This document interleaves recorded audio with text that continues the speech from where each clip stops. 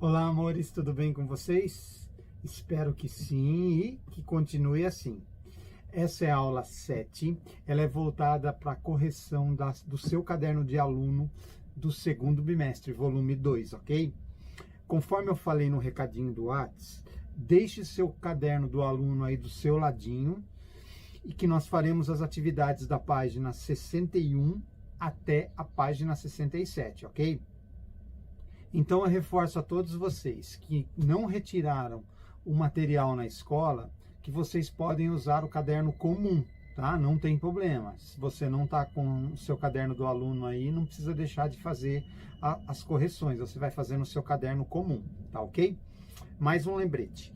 Você tem esse material no Google Classroom, tá? É só procurar no tópico de material de apoio do segundo bimestre, tá ok? Esse caderno de aluno tá lá em PDF, tá bom? Procura lá que você vai achar. Amores, se você está assistindo essa aula agora, se vocês estão assistindo essa aula nesse momento da estreia, deixe seu nome e turma no chat, tá ok? No final da aula, você deverá fazer a mesma coisa. Só assim você garante a participação da nota, beleza? Então você vai ter uma notinha de participação aí nessa aula, nesse momento, tá? Mas só vale para quem está assistindo a aula na estreia, tá, pessoal? Eu recebo muito nome, turma, depois de 5, 6 dias, que aí vocês vão assistir lá no YouTube a aula, mas aí não conta, tá? Eu só dou a nota para quem assiste na estreia, então não adianta ficar bravo depois, Ronaldo, você não me deu a nota, tá? Não dei mesmo, tá? Então a nota de participação é só para quem está assistindo na estreia, tá ok? Vamos então à informação da aula 7.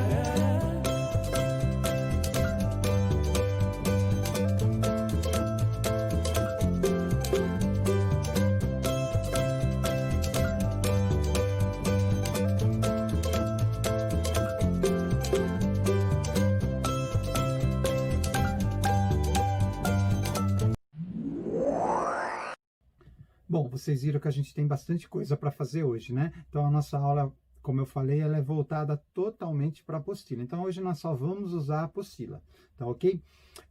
Na página 61, a gente tem um pequeno trecho de um texto. Nós vamos fazer a leitura no slide e depois a gente volta para cá, tá bom? Eu vou explicar para vocês, vocês já vão responder agora, tá ok?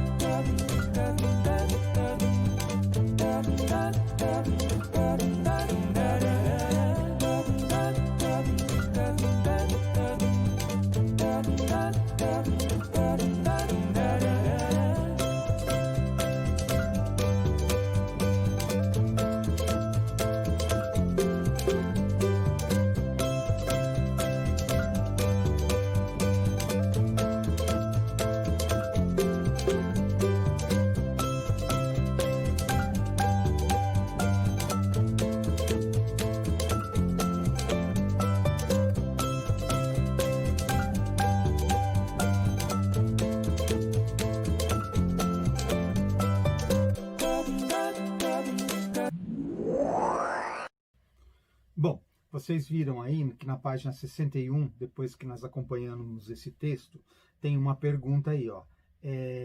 Indique, eu coloquei para vocês indicarem, vocês vão indicar aí no chat, tá? Outras contribuições que os imigrantes de vários outros países trouxeram para o desenvolvimento do Brasil. Então vocês não vão escrever lá uma Bíblia no chat, tá? Vocês vão colocar lá o que vem na cabeça de vocês de tipo de contribuição. Não é coisa ruim, gente, é coisa boa, tá? Que vocês vão colocar lá. Então, eu vou usar um exemplo chinês, pastel. Eu não sei se o chinês trouxe pastel no Brasil, mas eu tô dando um exemplo, né? Então eu coloco lá. Mas italiano e japonês, e alemães, tá? Portugueses, tá? Então é isso que vocês vão colocar lá nessa primeira atividade, tá bom? Nós vamos ficar lá no chat alguns minutinhos, fazendo essa questão, depois a gente volta com a correção para a gente fechar aí, tá ok?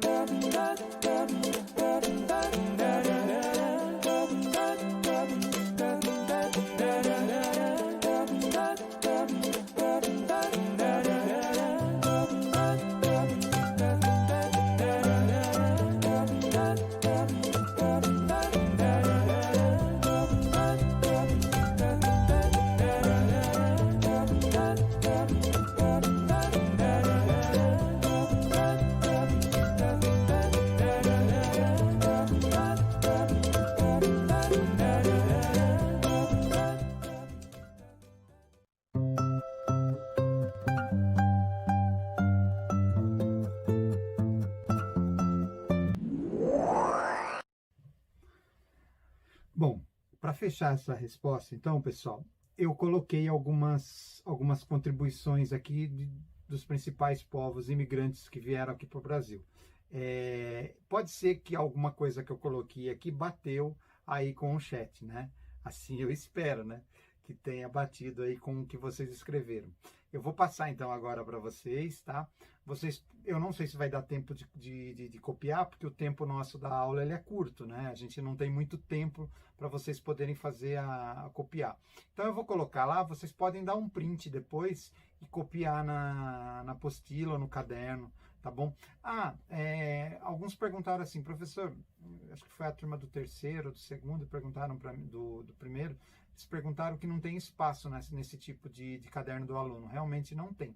Se vocês quiserem fazer numa folha de caderno e depois grampear na apostila, não tem problema nenhum. Se quiser deixar a resposta no caderno, deixar uma anotaçãozinha no caderno do aluno que vocês fizeram a resposta no caderno, para mim não tem problema. Aí fica a critério de vocês. Vocês podem deixar da forma que achar melhor. Tá ok? Então vamos fechar essa primeira aí, depois a gente volta para cá.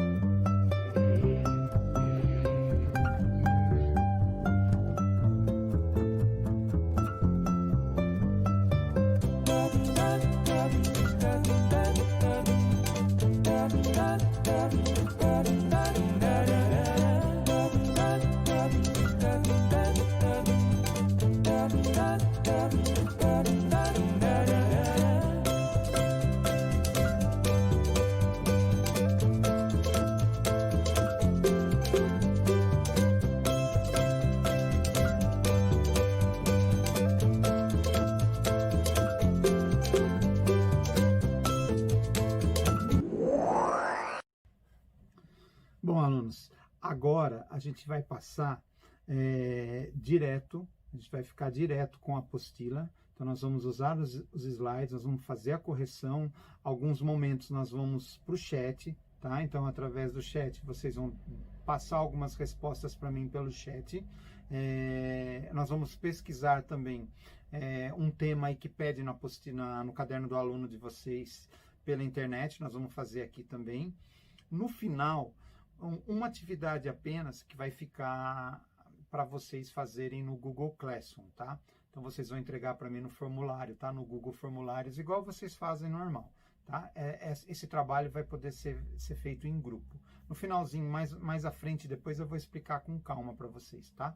Então, vamos agora para a apostila, a gente fica direto, então, tá ok?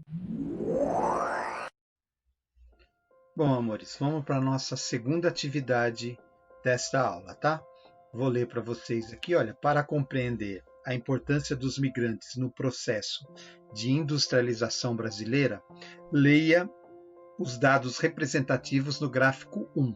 Imigrantes no Brasil no final do século XIX e imigrantes no início do século XX, e realize as próximas atividades. Esse gráfico aqui não é novo para vocês. Nós tivemos uma aula anterior que nós falamos sobre o papel da imigração, fizemos até uma atividade nele, e vocês também, com certeza, fizeram uma atividade no Google Formulários, lá no seu Google Classroom. Tá bom? Então eu vou passar rapidinho as perguntas para vocês. Vocês poderão responder lá no chat as questões. São 3, vocês não são obrigados a responder 3. Tá? Veja as 3 perguntas e dê a opinião de vocês lá. Depois a gente volta para fazer a correção. Combinado, então?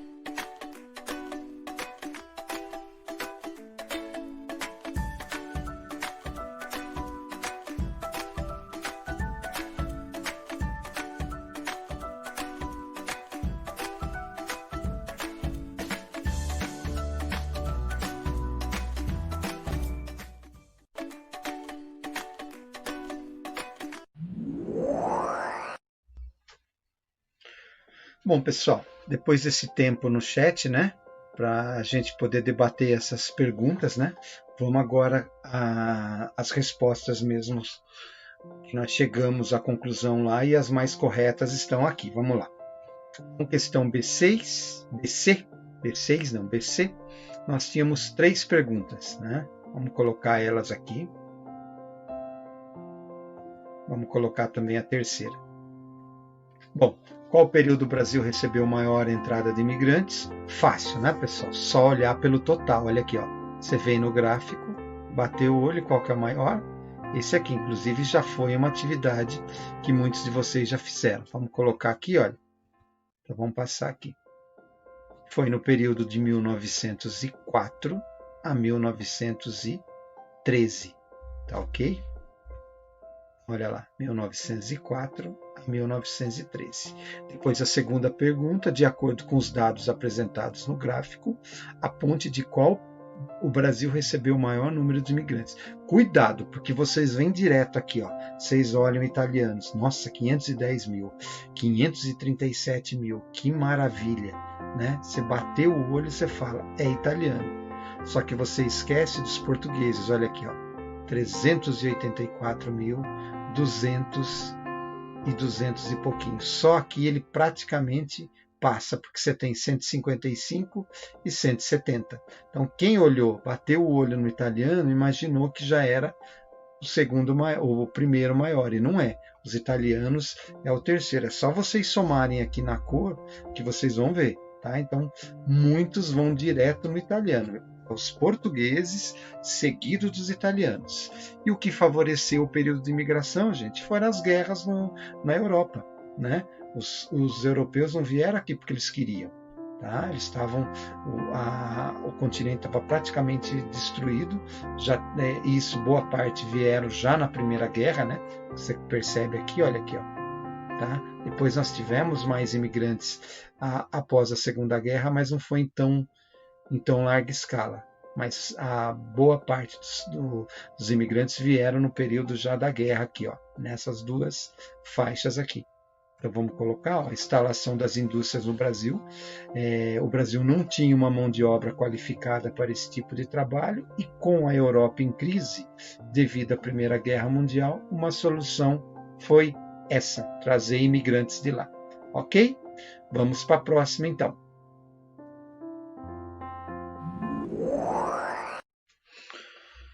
Amores, agora a gente passa para a página 63, tá? Na 63, acompanhe aí na apostila de vocês, vou até pegar a minha aqui, nós temos uma tabela, tá? E essa tabela está relacionada, eu vou ler com vocês aqui, ó, ao processo de industrialização brasileira, que foi marcada por algumas etapas consideradas fundamentais para compreender o seu desenvolvimento. Relacione cada uma das etapas com suas respectivas características. Então tá aí, ó. Só tirar minha imagem daqui, passar para cá. Tá? Então nós temos aqui 5 períodos, né? 5 etapas, na verdade, né? Que é o que o texto fala. E aqui a explicação de cada etapa, tá bom?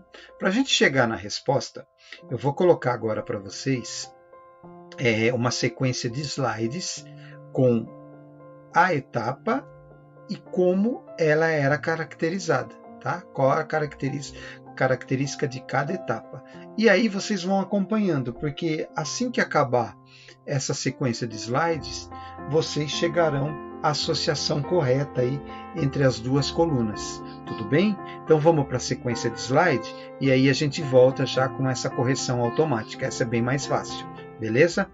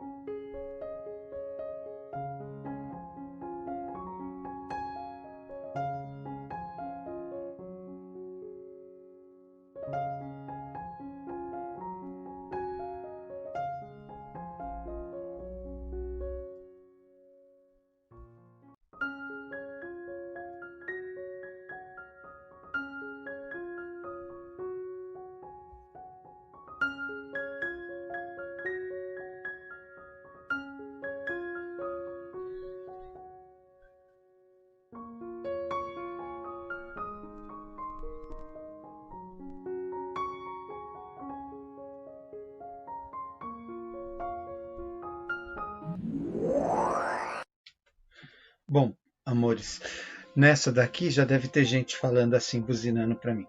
Mas você não passou as quatro, as cinco colunas aí, os cinco acontecimentos, as cinco etapas da industrialização no Brasil. Realmente não.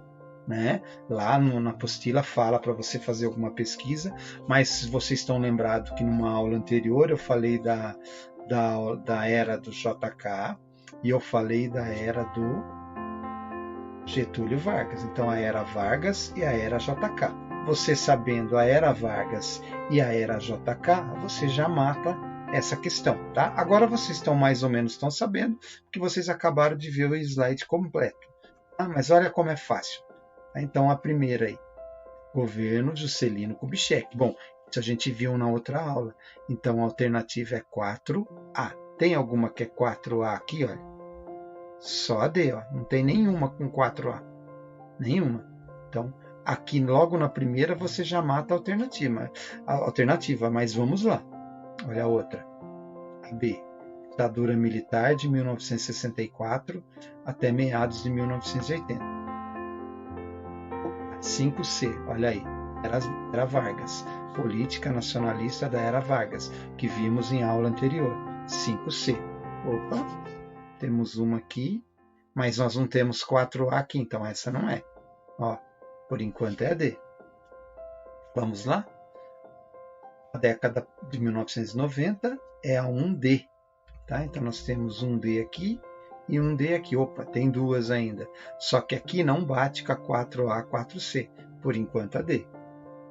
E depois, chamada década perdida, 2E. Se não era aqui, não temos nenhuma 2E nessa coluna, então sobrou o quê? 1D, 2E, 3B, 4A e 5C. Alternativa correta, B. Ok? Passamos para a próxima, pessoal.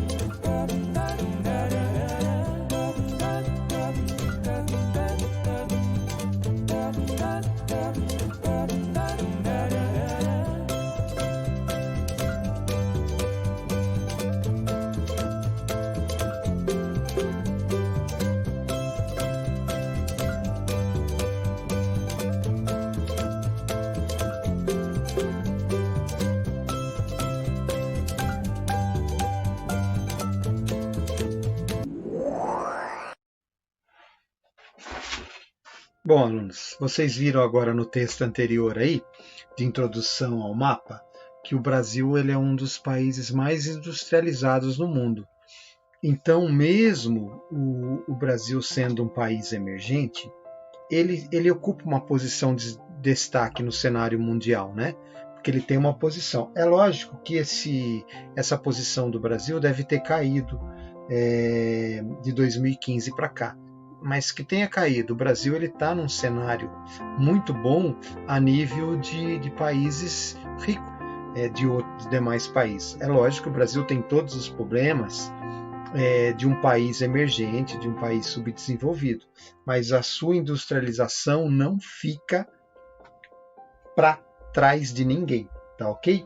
Bom, vamos dar uma analisada agora nesse mapa para a gente poder responder as questões, tá bom? Bom, a primeira coisa aí no mapa é saber onde essas indústrias estão localizadas. Então, olha lá. Número de empresas industriais extrativas ou de transformação por município no Brasil. Então, nós temos uma legenda aqui, e aqui representa maior, 33. Então, esse é um número maior, tá vendo? O maior círculo, ó, tá? A gente bate o olho aqui, já dá para perceber que é no estado de São Paulo, né? Mas vamos dividir por regiões, que é o que uma das perguntas pede aí, correto? Então vamos lá, olha. Então, vamos pôr aqui a região norte, tá? Só para vocês relembrarem, ó. Tocantins, Amapá, Pará, Roraima, Amazonas, Acre, Rondônia, região norte. Vamos achar a região nordeste aí, olha aí. Tá?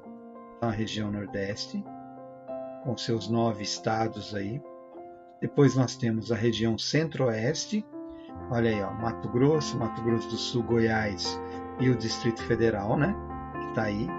Depois nós temos a região sudeste, né? Centro-oeste e agora a região sudeste, com Minas Gerais, São Paulo, Rio de Janeiro, Espírito Santo. E por fim, a região sul, tá? Com Paraná, Santa Catarina e Rio Grande do Sul, tá? Então a gente já olhou o mapa, acompanhou o texto e separou aqui por regiões, tá?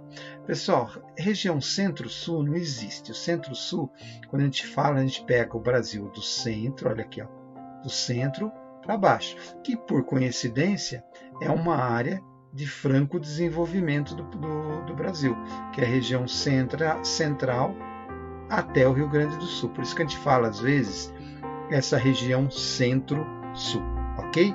Vamos então para as perguntas? Então, vamos lá.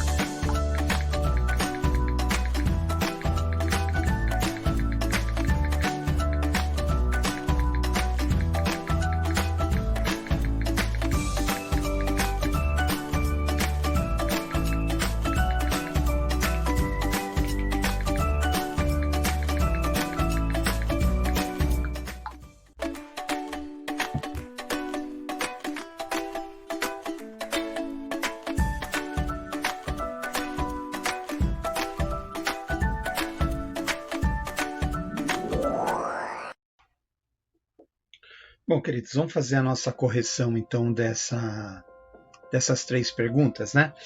Então, vamos ver como que ficou aqui. Tá? Primeiro, identifique, de acordo com a divisão regional do IBGE, qual região é a mais industrializada. Sudeste. Não tem nem uma dúvida, né? Bateu o olho aqui, ó. Região Sudeste. Principalmente São Paulo, Minas Gerais e Rio de Janeiro. Depois nós temos a B, né? Indique nome de 3 estados com grau elevado de industrialização e 3 estados com baixo índice, tá? Eu vou colocar o meu aqui, tá? Pode ser que tenha batido com vocês aí algumas respostas. São Paulo, Rio de Janeiro, Minas Gerais. Coloquei os 3 maiores, né?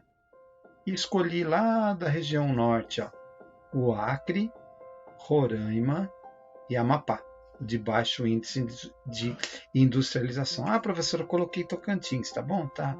Ah, eu coloquei o Rondônia, tá bom também. Tá? Não tem problema nenhum aí. Piauí, tem pouco, isso. Pode ser, tá? Vamos lá, C. Por que não há uma distribuição equilibrada nas indústrias do Brasil? Relacione aspectos históricos de formação do território brasileiro com a realidade atual. Bom, pessoal, aqui a gente poderia colocar várias ideias, né? Entendeu? Então eu vou colocar aqui, ó, a diferença está no desenvolvimento dos seus estados. Tá? Então os estados eles cresceram de forma diferente, alguns surgiram muito tempo depois do que outros. Tá? Isso influencia também.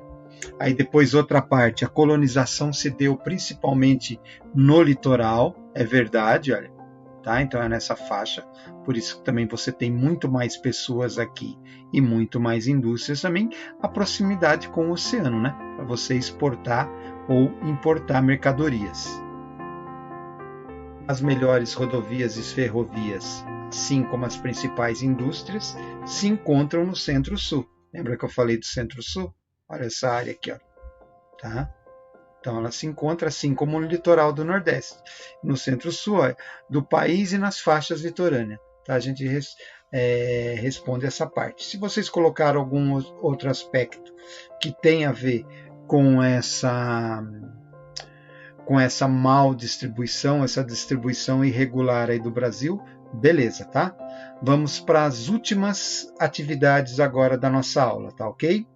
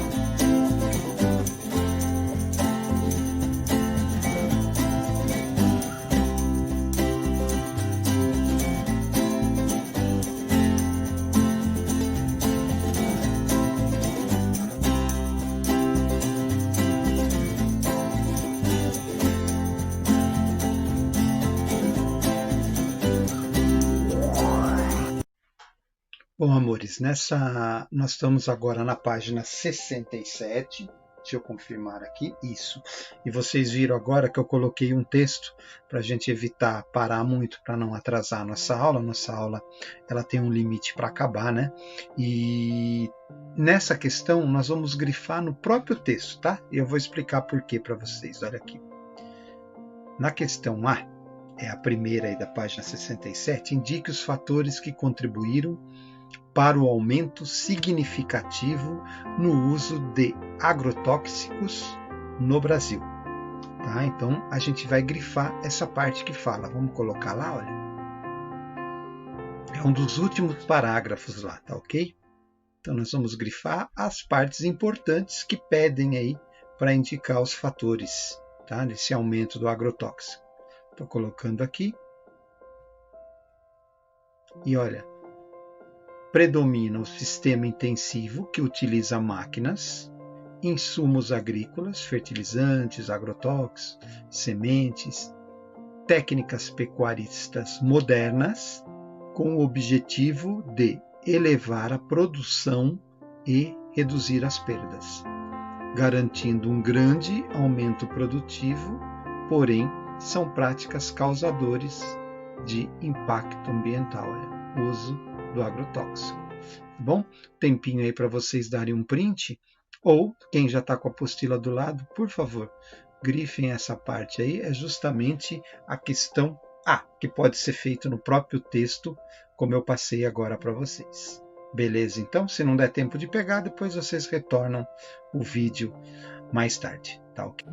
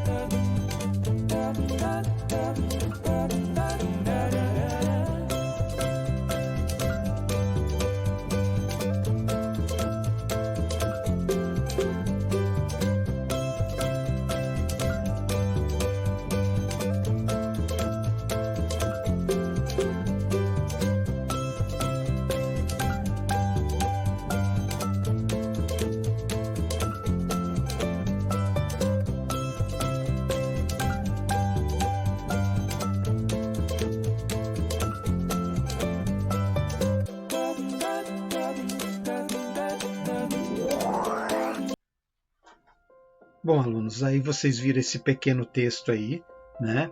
E ele é tirado desse endereço aí. Então, eu estou colocando o endereço para vocês, mas esse endereço tem na apostila de vocês aí na 67, tá? Então, ele foi tirado desse trecho. E aí, logo na pergunta B, ela fala o seguinte: a partir das pesquisas e discussões realizadas, comente quais os riscos provocados pelo uso indiscriminado de agrotóxicos. Procure apontar algumas alternativas sustentáveis em substituição ao modelo de produção agrícola baseado no uso do agrotóxico. Mesmo vocês não pesquisando, a própria questão ela dá essa resposta, tá? Eu vou colocar, vocês vão ver que praticamente ela deu a resposta aqui, olha, tá? Vamos colocar, frente a essa realidade, os trabalhadores são os que mais sofrem, já que muitas vezes não existem nas lavouras, corrigindo, equipamentos de proteção. E o mais grave é que muitas vezes os agricultores utilizam de maneira irregular agentes proibidos na maior parte do mundo. Tá? E aí ele pergunta também, olha lá, para falar substituição ao modelo, né, o que ele fala também, uma das alternativas é evitar mais casos de intoxicação, seria a adoção de boas práticas de cultura agrícola, com análise de substâncias mais seguras para o meio ambiente. Então, no próprio texto, alunos, ele dá essa resposta, tá ok? Bom, alunos, então a gente está na nossa última parte da aula, tá? Nós temos a questão C, D, E e a questão da página seguinte, tá? Da 68 e 69. Bom, nós vamos fazer o seguinte, a questão C, D e E mais a questão da página seguinte, para a gente concluir, nós iremos fazer no Google Formulários, tá? Então, aí no Google Formulários eu vou deixar, logo depois que a gente terminar essa aula aqui, eu vou publicar lá no Google Classroom essa aula novamente para vocês, e lá eu vou deixar essas atividades para ser feita lá, tá bom? Então, vocês vão entregar por lá. Pode ficar tranquilo que eu já estou deixando adaptado a atividade, então vai ficar bem mais fácil de resolver lá. Vocês vão fazer no mesmo estilo dos demais que vocês estão acostumados, tá bom? Antes da gente encerrar, eu vou passar um conjunto de slides, justamente que é o que vocês vão precisar depois para fazer principalmente a questão C e D, tá ok? Bom, em 2015, pessoal, a ONU ela propôs a seus países membros uma nova agenda de desenvolvimento sustentável, tá? Para os próximos 15 anos. Então, ou seja, é uma agenda que vai valer até 2030, composta por 17 Objetivos de Desenvolvimento Sustentável, tá? Ele chama ODS. O 15º, que é o 15º objetivo, ele é vida terrestre e tem como foco proteger, recuperar, promover o uso sustentável dos ecossistemas terrestres e gerir de forma sustentável as florestas, combater a desertificação, deter e reverter a degradação da terra e deter a perda. Esse 15º ODS ficou a critério principalmente do Brasil. O Brasil, nessa parte, ele vai ter que trabalhar muito nesse critério, tá bom?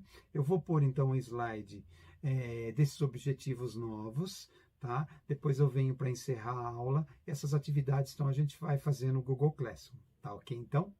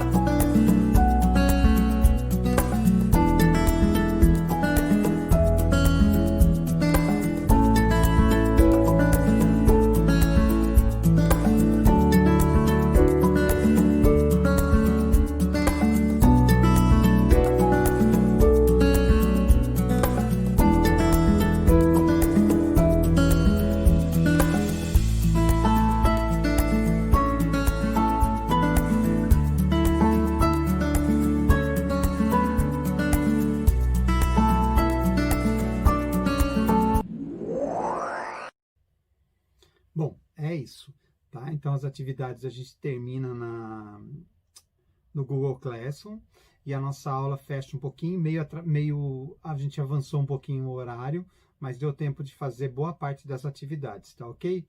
Então, um beijo no coração de todos e a gente volta numa próxima aula. Tchau, tchau!